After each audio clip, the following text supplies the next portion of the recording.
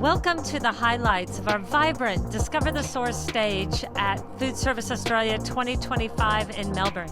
Across 3 dynamic days, we connected Australia's leading chefs and hospitality professionals with producers through hands-on masterclasses, workshops, demos, and thought-provoking conversations. Now keep in mind these were live recordings, so you will get to hear the buzz of the show. Hi, I'm Luke Mangan, chef, restaurateur, and founder of the Inspired series. In this conversation, I'm joined by the ever-evolving and always inspiring Ross Laston, chef, sculptor, and restaurateur. Ross's career has taken him across continents, from luxury resorts to some of Australia's most acclaimed restaurants. He's been named Chef of the Year and has led the Bridge Room and Woodcut to national success. Now, with new Melbourne ventures Marmello and Mr. Mills, Ross continues to boldly and creatively shape Australian dining. Let's get into it. How's the Melbourne people treating you with your new venue down here? We've always wanted to have a restaurant in Melbourne. It's a great city. It's a very market-centric city. We were just talking to one of the guys from Pino's and said it's amazing when you come to Melbourne. I love it. There's sort of 5 markets that are within tram distance from the main city, and Marmello is a Portuguese restaurant, and if you've been to Portugal or Spain or that part of the world, the markets are central to that. So Melbourne was the perfect fit for Marmello and Mr. Mills. And you've had a lot of hotel experience, so we'll get back to that. But tell us how you started in the industry. I was going to be a dentist. A dentist? Going to be a dentist. I kept the white jacket, but that was about it. I was going to be a dentist when I moved from South Africa with my parents, and it was always in their mind that I would be a dentist. And then I went and did 2 weeks of work experience as a dentist, and Changed your mind pretty quickly. Changed my mind very quickly. And I worked then over the Christmas holidays in an Italian restaurant, and I think I was about 16, and I thought you could smoke dope, drink alcohol. There were hot waitresses, and I could get home at any time in the morning. So it was the perfect job for me. So I've been sort of chasing that dream ever since. So why did you get into hotels, or how did that all come about? Because you've got that choice of, you go to your own little restaurant, which you've done, and we'll talk about that briefly. But hotels, there's a big wide world out there, isn't there, with all that? What I love about hotels, and I think it came from the curating the whole process. I love the idea of restaurants but then once people leave the restaurant, that's the end of the experience. And I think what hotels do, it's a journey, and it's part of the hospitality. But I can tell you, when you're a hotel general manager, and if someone has a bad meal, you've got to see them for breakfast in the morning. And if breakfast doesn't go well, you're going to see them for lunch. So the hotel business, I wanted to travel. I've lived in 8 countries. I've worked all over the world. And for me, it was part of that. It allows you that. You've traveled all over. And I think bringing back those ideas, that experience, and also then inspiring young people as well to, Australia is an amazing country, but it's very far from the rest of the world. And once you get on a plane and you can see all these other places, all these other things that we see in cookbooks, you can actually then experience that and then bring that back to Australia. So you had some freestanding restaurants. Now you're in partnership with Crown in Sydney, and also this new hotel here in Melbourne called Hyde. Yeah. Tell us about the restaurant experience. Because you had one of the best restaurants in the country. Yeah, look, I love hotels, I love travel, and I decided at some point I was done. I'd built hotels in Venice, Croatia, Montenegro, Greece, Turkey. That's with the Amman Group. With the Amman resorts. Yes. And then we did India and Bhutan, and then my last project was Amagiri in the desert in Utah, and we won Best Resort in the World. And I'd already conceptualized Woodcut, and I wanted to do that in LA, Miami, Boca Raton, and financial crisis happened, the money dried up, and so we decided to come home and just have a bit of a look around. And I thought I'd buy a little business, this dodgy Indian restaurant, It was so bad. Staff were paying him 50 grand a year to get a job so they could apply for a visa. And so I sat down with him and I said, I know what you're doing and you know that I know what you're doing, so let's make a deal on the site. And that was the Bridge Room site. And I thought, I'll put a chef in there, I'll write the menus and then I'll go and sort of travel and do what I do. And we won a few awards and I had to start cooking again. You won a few awards. You were one of the best restaurants in the country. But when you started Woodcut, you had a long vision. How long did it take you to, from the minute you knew what you wanted to get it?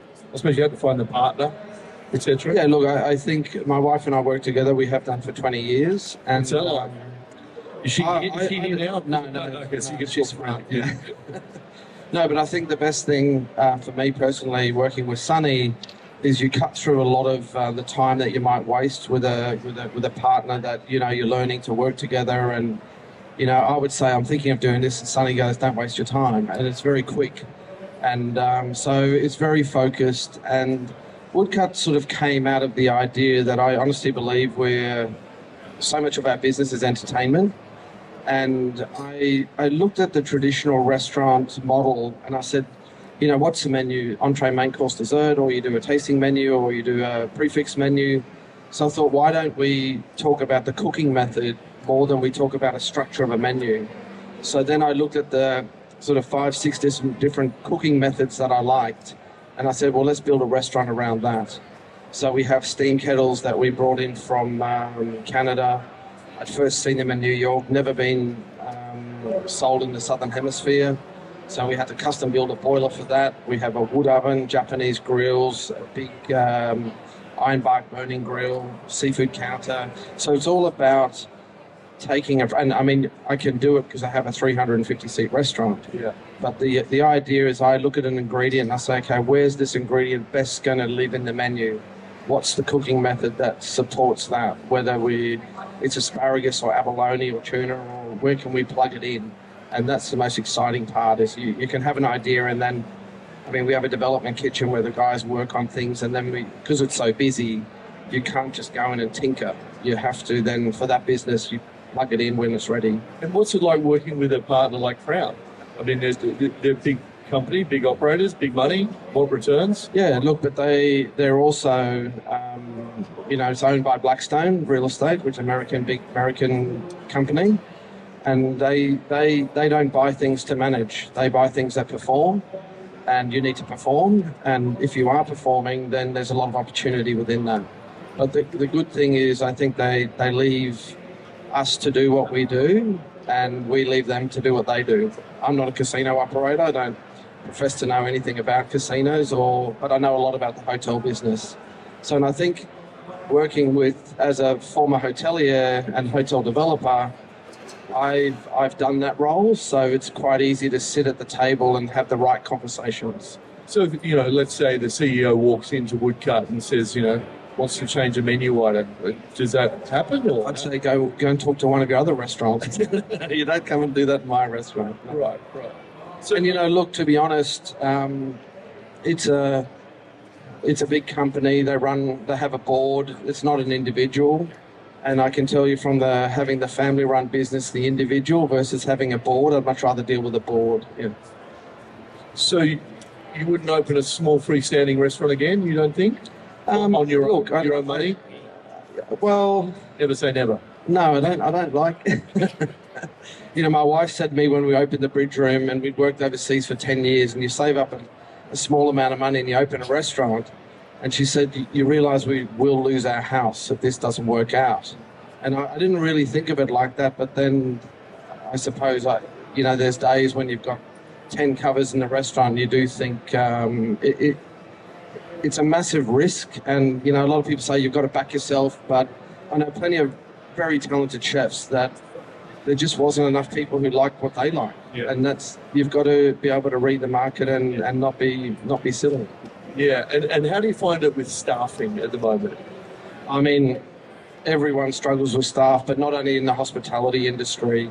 I think staff across the board, there's a certain work ethic that has probably differed from when we worked. You know, the days of standing in the kitchen and getting yelled at all day are definitely gone, but that's what we grew up with.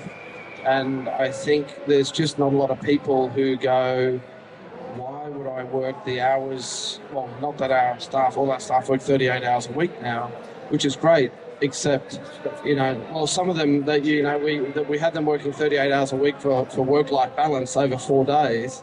And they come into work and I say, you look so tired. And he goes, yeah, I've got a casual job that pays me cash. So I'm working 2 days a week on something else that pays him cash. So look, I think, you know, without getting into the whole political side of it, I think this country needs about 10 more million people to make it viable. And also we need to look at our industry and have government work with our industry and support it. And I know you're very involved in that. And but it's, you know, we have small wins every now and then, but technology is chasing us and we need to keep up with that as well. Yeah, and I think, you know, we all want to employ Australians.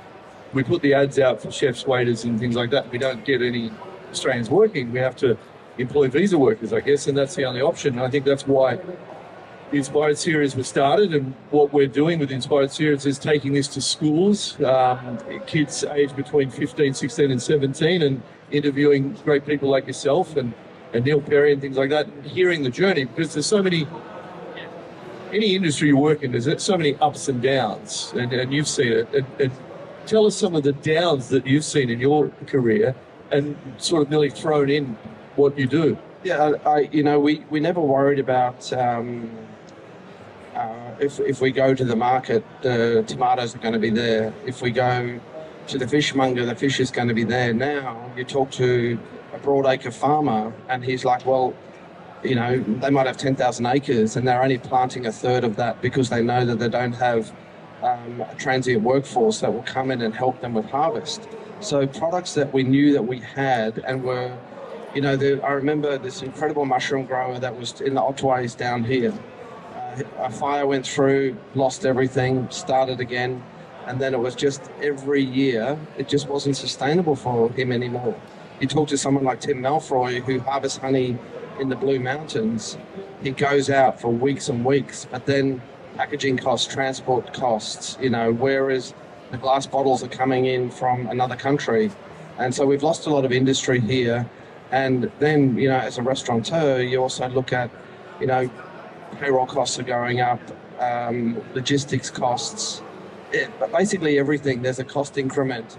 And I don't know what, you know, I've just come back from traveling a couple of weeks and I looked at converting what we spend on travel and eating. And I mean, we're very cheap in Australia comparatively to other parts of the world, but the market will only tolerate or dictate what your pricing can be. And it's, I mean, I don't want to be, I love our industry, and I think, you know, someone said to me, oh, it's really tough in Melbourne at the moment. I said, yeah, great. It's the best time to open a restaurant, because if it can work now, you know that those times are going to come around again. And I think if we can still do a little bit, I don't come here just to say, oh, I'm going to open a restaurant in Melbourne. I really looked at why we're doing this. What do we add to the Melbourne dining scene? What is the point of difference? And then you hold your breath and go for the run, you know? Well, you certainly are one of the great chefs in Australia, and you've done so much with Woodcut and Marmello, and I'm sure there's many, many more things to come. I don't think you're a guy who's going to sit still. A few more projects on. Very good. Well, thank you very much for your time today, Absolutely. and thanks for being part of the industry.